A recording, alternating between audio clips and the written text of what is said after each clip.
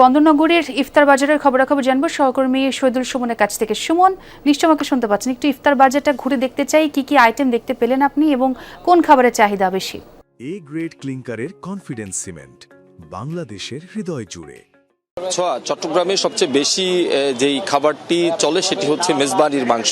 সেটি বিভিন্নভাবেই কিন্তু আসলে যারা মেজবানি রান্না করেন তারা তাদের মতো করে রান্না করে সেটি ক্রেতাদের সামনে আসলে তুলে ধরার চেষ্টা করছেন। আমি যেই জায়গাটিতে রয়েছি এখানেও আসলে বিভিন্ন মেজবানি মাংসের পাশাপাশি বিভিন্ন ধরনের হালিম সেটি আসলে বেশ জনপ্রিয় এবং ক্রেতারা কিন্তু দুপুরের পর থেকেই সেটি কেনা শুরু করেছেন। বিশেষ করে যেহেতু আজকে সপ্তাহের ছুটির দিন, সেক্ষেত্রে কিন্তু আজকে অন্যান্য দিনের তুলনায় ক্রেতা সমাগম অনেকটা বেশি।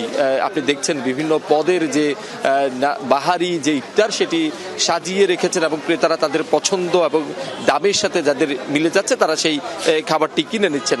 বিশেষ করে গত বছরের তুলনায় এবারে বিভিন্ন পদের যে খাবারগুলো রয়েছে, ইফতার সামগ্রী রয়েছে, সেগুলোর দাম কিছুটা বেশি বলছেন ক্রেতারা। তবে এখানকার যারা বিক্রেতারা রয়েছেন তারা আসলে বলছেন যে নিত্যপণ্যের দাম আসলে বেশি থাকায় গত বছরের তুলনায় কিংবা বিভিন্ন যে উপকরণের দাম আসলে বাড়াই সেটি তাদের মধ্যে আসলে তাদেরকে বাধ্য হয়ে বাড়াতে হয়েছে। তারপরে এখানকার ক্রেতারা যারা আসছেন তারা আসলে একটু মান ভালো এই কারণেই এখানে এসেছেন এবং বিভিন্ন মাংসের কাবাব, বিভিন্ন ধরনের হালিম, তার পাশাপাশি এখানে আমরা দেখছি মাছের বিভিন্ন ফিশ আইটেমগুলো এখানে রয়েছে এবং সেই আইটেমগুলো বেশ ভালো চলছেন এবং দুপুরের পর থেকে এখানে ক্রেতারা আসছেন এবং তারা কিন্তু তাদের পছন্দ।